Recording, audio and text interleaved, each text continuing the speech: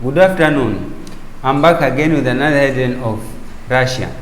The EU imposed sanctions against the Central Bank of Russia. The European Union has banned transactions related to the management of reserves and assets of Central Bank of Russia. At the same time, the EU authorities can allow transactions with the Central Bank of Russian Federation if such measures are critically necessary for the financial stability of the European Union. EU closes airspace to Russian aircraft. The European Union (EU) has approved a decision to close the airspace of the Union for aircraft registered in Russia. In a view of seriousness of the situation and in response to Russian action destabilizing the situation in Ukraine. 150 tanks and 4,300 soldiers lost, says of the Russian army in 3 days. The Minister of Defense published the total estimated loss of the enemy over the previous 3 days on February 24, 25, 26 from the beginning of aggressive war of the Russian Federation in Ukraine. The enemy lost 150 tanks, over 700 armored vehicles, and 4,300 personnel.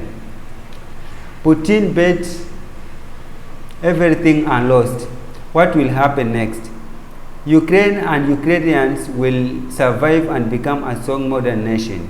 Putin, after this senseless war, faces a much more uncertain future. Russia became a rogue state. The West has already imposed an expanding range of sanctions, and more sanctions are expected.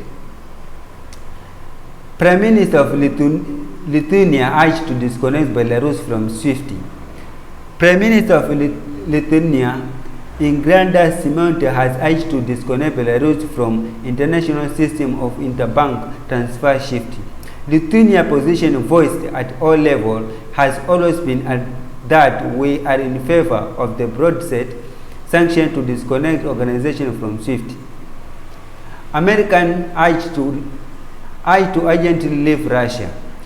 The U.S. Embassy in Moscow has urged Americans to urgently leave Russia. The diplomatic mission warned that more and more countries are closing their airspace to Russian aircraft. U.S. citizens should consider exiting Russia immediately through commercial options still available.